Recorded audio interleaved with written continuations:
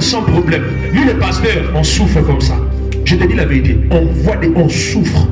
Ça veut dire que tu as prié pour quelqu'un, quelqu'un a trouvé la guérison. Tu as évangélisé une personne est venue à l'église. Mais quand une personne arrive à l'église, il y aura toujours une autre personne qui viendra pour chercher à chasser cette personne de l'église. Comment est-ce qu'on chasse une personne de l'église? La biloba, les mauvaises paroles. Vous savez, il y a d'autres choses quand nous faisons à l'église. On est sous la malédiction. Je te mens pas. La Bible déclare: maudit celui qui fait l'œuvre de Dieu avec négligence. Et celui qui détruit le corps du Christ, le Seigneur va aussi le détruire. Tu vas voir dans ta vie, on prie pour toi, peu importe ce que tu es en train de faire, rien ne marche. Mais regarde-toi, regarde ce que tu fais. Il faut faire très attention. Ce sont des choses spirituelles. Un enfant de Dieu vient à l'église. Le pasteur a gagné l'âme à l'église. Bien aimé, c'est pas facile, hein? Quelqu'un qui est dans le monde là, l'emmène à l'église. Ah, c'est pas facile. Il peut venir les premiers temps, après il vit pour lui. Il vient écouter la parole et puis, d'accord, il est content. Et puis dès qu'il sort là, il va pour lui. Tu cherches encore une autre personne. Il vient encore, il écoute. Après, à un moment donné, il va pour lui. C'est comme ça que ça se passe. Maintenant, comme je suis en train de dire, tu gagnes avec force quelqu'un du monde. Tu le ramènes à l'église. Il y a une autre personne qui viendra pour déstabiliser par la parole. Voilà pourquoi je dis toujours, c'est les enfants de Dieu. Les enfants ici. Ne parlez pas de vains discours. Ne parlez pas de choses qui vous ne concernent pas. Parlez de Dieu. Causez de la parole de Dieu. Pourquoi? Parce que vous êtes une famille en Christ, dans le Seigneur. Mais si vous vous mettez à causer n'importe quoi, mais vous allez faire fuir les autres. Peut-être par la manière de parler, peut-être tu vas dire quelque chose que toi-même tu ne sais pas que ce que tu es en train de dire là c'est mauvais.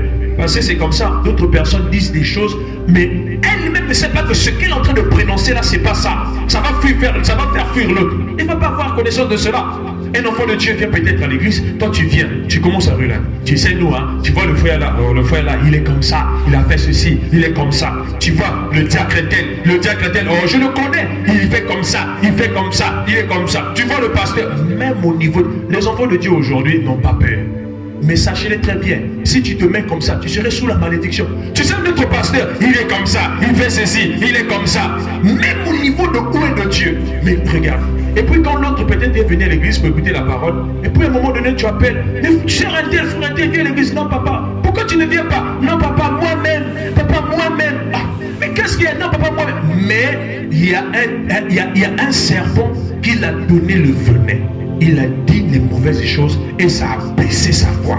Ça a brisé. Il y a des briseurs de foi, bien aimés. Il y a aussi des amasseurs de foi. Ça veut dire ceux-là qui élèvent les foi des autres. Ceux-là, ce sont des races pures de Dieu.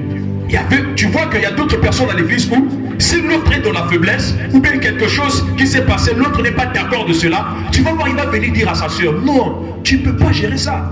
Tu ne peux pas gérer ça, c'est pas un problème. Toi, prie le Seigneur, viens à l'église, cherche la face de Dieu. Non, sœur, tu ne peux pas me dire ça. Pourquoi tu dis ça? Non, frère, pourquoi tu dis ça? Non, tu ne nous appelles pas à cela. Tu ne nous envoies pas à cela. Mais à d'autres personnes, ah oui, mais il y a des cafés, les gars, l'église, ça va se faire en mode.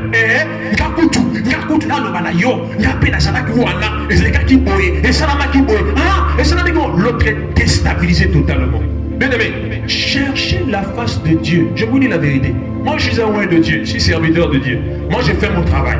J'évangélise.